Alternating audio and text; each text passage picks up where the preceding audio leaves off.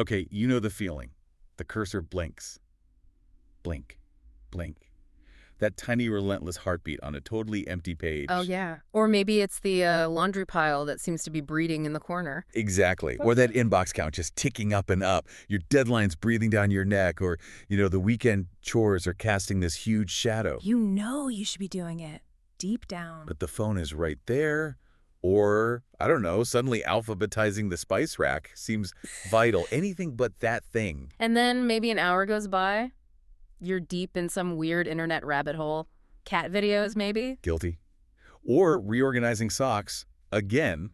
And what have you actually accomplished? Mostly just more anxiety and that lovely feeling of blaming yourself, right? Totally familiar. I think we've all been there. Probably more often than we'd like to admit. Mm-hmm. And this is what we're calling sort of affectionately the procrastination paradox. Yeah, it's this crazy loop, isn't it? The more you dread something. The more you avoid it. And the avoidance doesn't shrink the task. Oh, no. It makes it loom larger. The dread gets bigger. The task feels... Almost insurmountable, yeah. Yeah. But here's where it gets really interesting. What if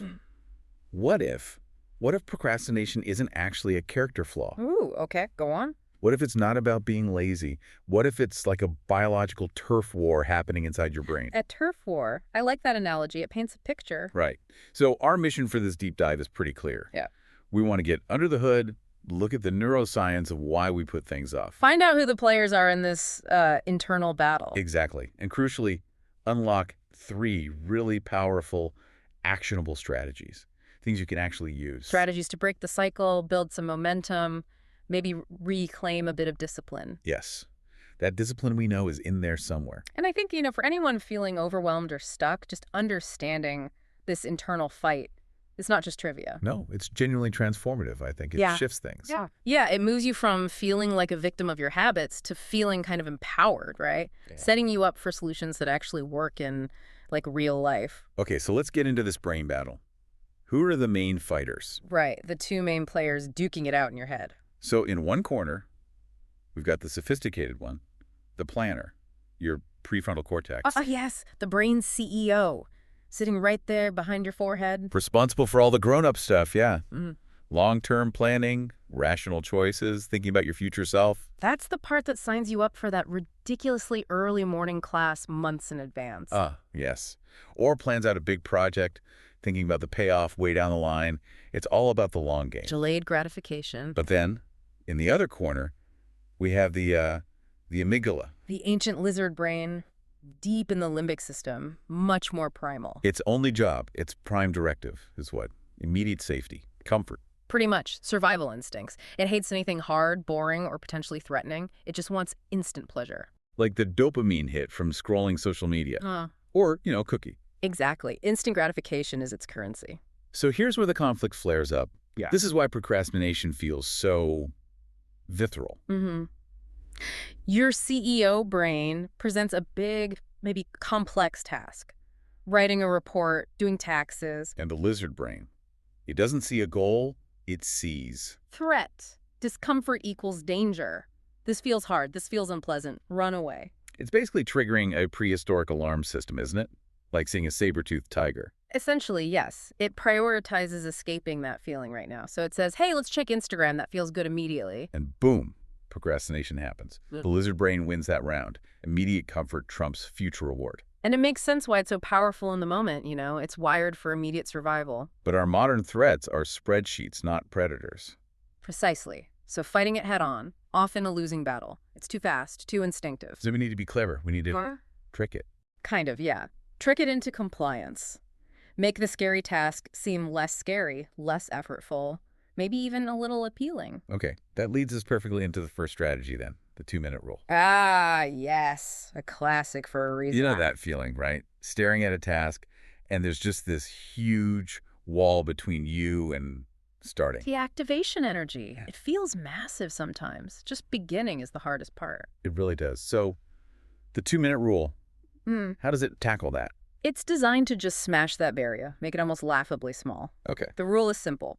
Whatever the task, break off a piece that takes less than 2 minutes to do. Less than 2 minutes. So like write my essay, become And open the Word document and write one sentence. Just one. Or study for the final becomes. Read one page of my notes, or go for a run just becomes put on my running shoes. Ah, I see. The starting point is so tiny, the lizard brain doesn't even register it as a threat. Exactly. It thinks, 2 minutes, I can handle that. No big deal. No alarm bells. But the genius is, what happens next? It taps into physics, basically. An object in motion stays in motion. Once you've started, even that tiny bit. You've built momentum. Yeah. You're over the hump of doing nothing. And it becomes so much easier to just keep going. Your brain's already engaged. It's easier to continue than to stop and switch. So it's not about finishing in 2 minutes. It's about making the start completely painless. Precisely. That's the key. You're just lowering the barrier to entry until it's negligible. And often, you'll keep going way past 2 minutes once you're rolling. Okay, that's brilliant for getting started. Yeah. But what about tasks that are just painfully boring, even after you start? We all have those. Cleaning the bathroom, data entry, reading something incredibly dry. Yeah, how do you motivate yourself for that kind of slog? This is where strategy number 2 comes in handy. Temptation bundling. Temptation bundling. Okay, sounds intriguing. It's a really neat psychological hack. You basically pair something, you want to do something genuinely enjoyable with something you need to do but find boring. But here's the crucial part, the strict rule. You only get to do the fun thing while you're doing the boring thing. Oh, okay. So give me an example. All right, so maybe you only let yourself listen to your absolute favorite podcast, that true crime one you love, Okay. while you're cleaning the kitchen. Or you only watch the latest episode of that trashy reality show you secretly enjoy while you're on the exercise bike or treadmill. Oh, I like that. Or maybe only eat your favorite snack. While you're sorting through receipts or studying flashcards. Yes. So it's not making the boring thing fun. Exactly. No, it's making the fun thing conditional on doing the boring thing. The enjoyable activity becomes the reward for starting the chore. It's like a dopamine hack, isn't it? You're rewiring your brain. Absolutely. You're using conditioning. You start associating the dreaded task cleaning, exercising, whatever, with an immediate, pleasurable hit. So your brain stops seeing laundry and starts seeing podcast opportunity. Exactly. The lizard brain gets its instant gratification fix, satisfying that craving, while your CEO brain gets the important long-term task done. It cleverly turns the chore into the gateway for the treat. Wow, okay. That's smart. Now, what about the big one? The one that stops so many people before they even start. Let me guess. Perfectionism. Bingo. That paralyzing fear that whatever you create won't be good enough.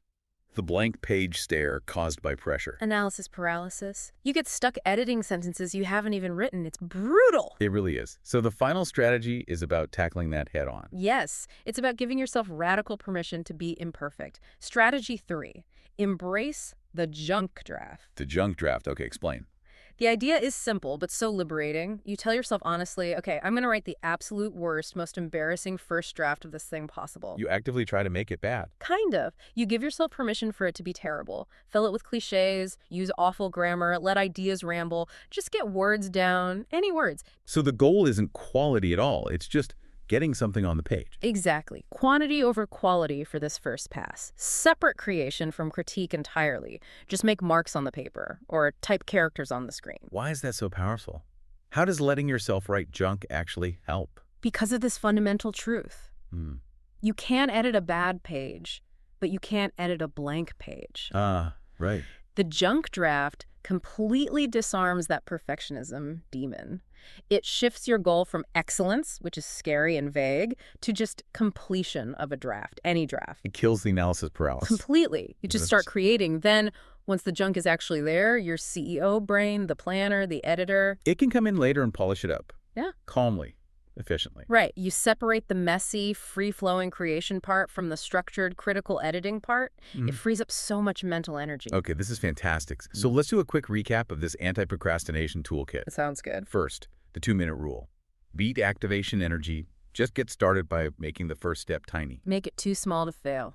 Second, temptation bundling. Pair something you dread with something you love, but only do the fun thing while doing the dreaded one. Hack your reward system. And third, embrace the junk draft. Give yourself permission to be imperfect. Just get something down because you can always edit later. Defeat perfectionism by aiming for completion, not brilliance, initially. And zooming out, it becomes clear that procrastination, it isn't who you are. It's not a life sentence. It's a habit. Exactly. A habit formed by pathways in the brain.